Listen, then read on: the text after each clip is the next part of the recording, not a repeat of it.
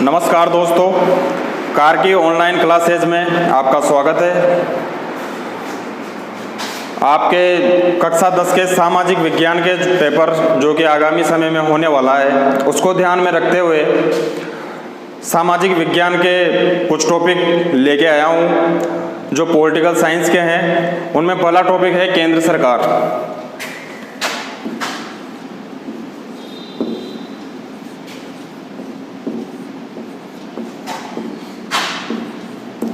केंद्र सरकार ये आपके चैप्टर है, इसके बारे में हम विस्तृत अध्ययन करेंगे।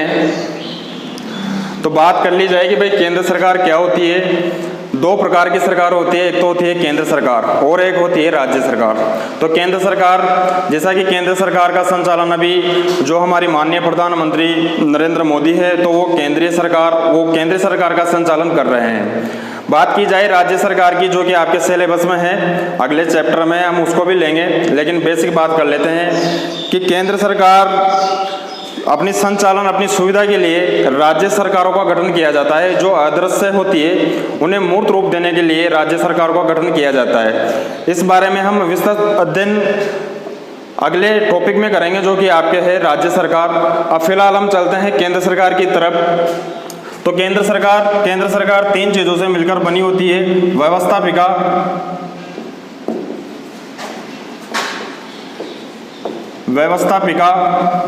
दूसरा है कार्यपालिका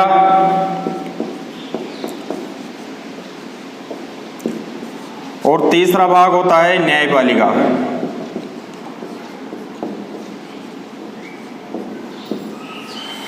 केंद्र सरकार तीन चीजों से मिलकर बनी होती है। पहला है व्यवस्थापिका, दूसरा है कार्यपालिका और तीसरा है न्यायपालिका।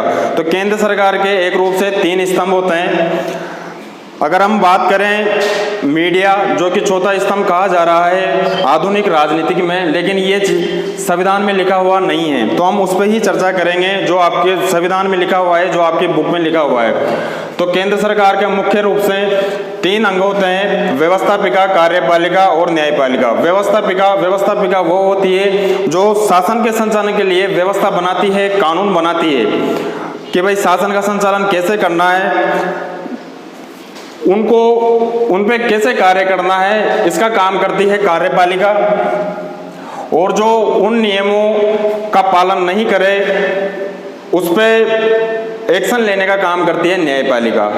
मतलब दंड का जो काम होता है वो होता है न्यायपालिका, काम से संबंधित काम होता है कार्यपालिका का, और व्यवस्था से संबंधित काम होता है व्यवस्थापिका का।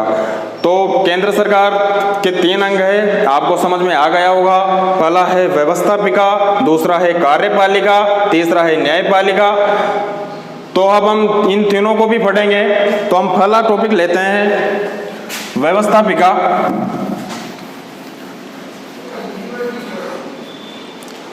व्यवस्थापिका हमने चर्चा की है अभी कि केंद्र सरकार के तीन स्तंभ होते हैं: व्यवस्थापिका, कार्यपालिका, न्यायपालिका। लेकिन हम उन्हें पहला टॉपिक लिया है व्यवस्थापिका, और व्यवस्थापिका भी तीन चीजों से मिलकर बनी होती है। व्यवस्थापिका को हम संसद भी बोल सकते हैं। क्या बोल सकते हैं? संसद। और इसका उल्लेख अनुच्छेद 79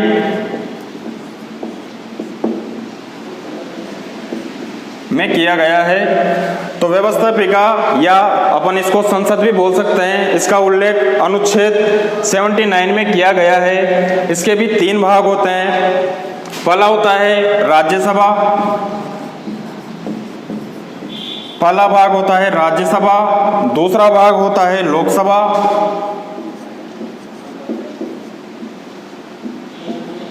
और तीसरा भाग होता है राष्ट्रपति।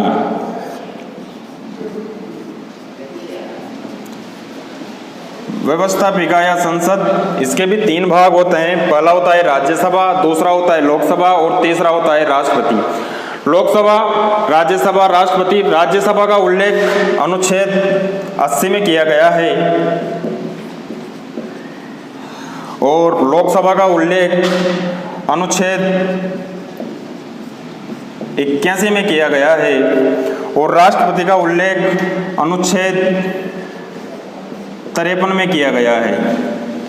ये बेसिक जानकारी है, आपके सिलेबस में नहीं है, लेकिन फिर भी अपन को जानकारी होना चाहिए। व्यवस्थापिका या संसद, इसका उल्लेख अनुच्छेद 79 में किया गया है। इसके भी 3 भाग होते हैं। पहला होता है राज्यसभा, दूसरा होता है लोकसभा और तीसरा होता है राष्ट्रपति।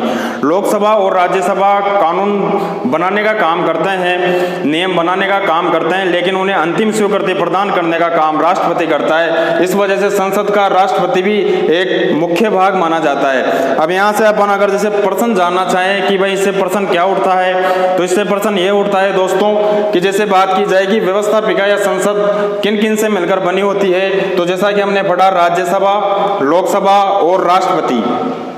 लेकिन एक क्वेश्चन ये भी बनता है कि संसद के कितने सदन होते हैं। तो अगर बात सदन की जाए तो सदन होते हैं 2। पहला होता है राज्यसभा, दूसरा होता है लोकसभा। लेकिन बात की जाए कि संसद के अंग कितने होते हैं, तो अंग होते हैं 3, राज्यसभा, लोकसभा और राष्ट्रपति। तो सदन का ध्यान रखना है और अंग का ध्यान रखना है। अब हम राज्यसभा, लोकसभा और राष्ट्रपति जो ये 3 चीजें हैं, अब इन तीनों पर चलते हैं कि भाई राज्यसभा क्या है, लोकसभा क्या है और राष्ट्रपति क्या है, और इनकी संसद व्यवस्थापिका में क्या क्या भूमिकाएं होती है, इनका कैसे सिस्टम होता है, इनमें एक अंतर क्या होता है, जो कि बिना अंतर के अपन इनको जान नहीं सकते। जब हम इनके बारे में पढ़ेंगे तभी पता चलेगा कि भाई राज्यसभा का संसद में क्या काम होता है, लोकसभा का संसद में क्या काम होता है, राष्ट्रपति की क्या भूमिका होती है। तो चलते हैं दोस्तों, पहले हम पढ़ते हैं लोकसभा। आपको समझ में आ रहा होगा, मैं फिर से दोहरा रहा हूं, अपन पढ़ रहे हैं केंद्र सरकार। तो केंद्र सरकार के 3 भाग होते हैं, व्यवस्थापिका, कार्यपालिका और न्यायपालिका। तो हमने पहला टॉपिक लिया था व्यवस्थापिका। व्यवस्थापिका को हम संसद भी बोलते हैं, जिसका उल्लेख अनुच्छेद 79 में किया गया है। तो व्यवस्थापिका के भी 3 भाग होते हैं, राज्यसभा, लोकसभा और राष्ट्रपति। तो अब हम उन तीनों भागों को पढ़ने जा रहे हैं। तो पहला भाग है उनका लोकसभा। दोनों को साथ में पढ़ते हैं तो आपको अंतर जानने में और आसानी होगी कि भाई दोनों में मुख्य अंतर क्या क्या है। तो पहले हम लोकसभा और राज्यसभा पर जो इनके बेसिक अंतर है उनके बारे में पढ़ते हैं। तो मैं यहाँ एक सारणी बना देता हूँ, इधर लिख देता हूँ लोकसभा और इधर मैं लिख देता हूँ राज्यसभा।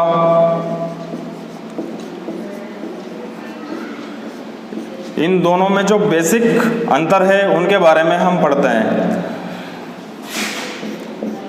तो अगर हम इनकी बेसिक अंतर की बात करें तो वो है, पहला, लोकसभा को प्रथम सदन कहा जाता है। लोकसभा को संसद का प्रथम सदन कहा जाता है। इसको अस्थायी सदन भी कहा जाता है। अब इसको अस्थायी सदन क्यों कहा जाता है, इसके बारे में भी हम आगे बात करेंगे। इसको जनता का सदन भी कहा जाता है।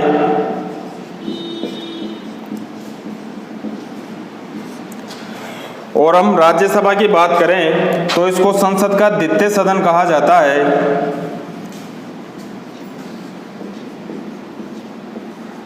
साथ में इसको स्थायी सदन भी कहा जाता है।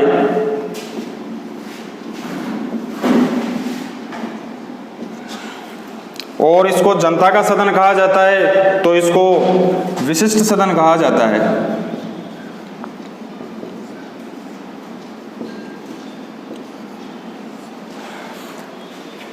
तो हम बात करें लोकसभा और राज्यसभा के अंतर की, हम बात कर रहे हैं। तो इसमें जैसे लोकसभा को प्रथम सदन कहा जाता है, अस्थायी सदन कहा जाता है, जनता का सदन कहा जाता है। वहीं राज्यसभा की बात करें तो इसे द्वितीय सदन कहा जाता है, स्थायी सदन कहा जाता है, विशिष्ट सदन कहा जाता है। अब हमें यही जानकारी प्राप्त करने की इसको प्रथम सदन क्यों कहा जाता है और राज्यसभा को द्वितीय सदन क्यों कहा जाता है, ये स्थायी सदन क्यों है, यह अस्थायी सदन क्यों है, ये विशिष्ट सदन क्यों है, ये जनता का सदन क्यों है। दूसरे टॉपिक में हम चले हैं कि भाई और क्या अंतर है। यह हो गया अपना पहला अंतर। अब बात की जाए दूसरे, तो जैसे सदस्य संख्या,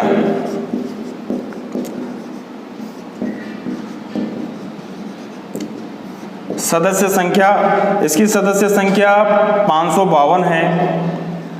अपन इसकी बेसिक जानकारी के बारे में पढ़ रहे हैं, बाद में हम इनको लोकसभा और राज्यसभा और राष्ट्रपति को एक चैप्टर लेके इनके बारे में विस्तृत अध्ययन करेंगे, क्योंकि लोकसभा और राज्यसभा और राष्ट्रपति जो कि ये तीनों अपने आप में एक टॉपिक हैं और यहाँ से प्रश्न आने की संभावना बहुत ज़्यादा होती है। इसमें सदस्य संख्या 552 होती है, जबकि इसमें सदस्य संख्या 250 होती है। दूसरा महत्वपूर्ण अंतर यह हो गया। अपन चलते हैं अगर तीसरे अंतर इसमें क्या है, तो लोकसभा प्रत्यक्ष निर्वाचन होते हैं। प्रत्यक्ष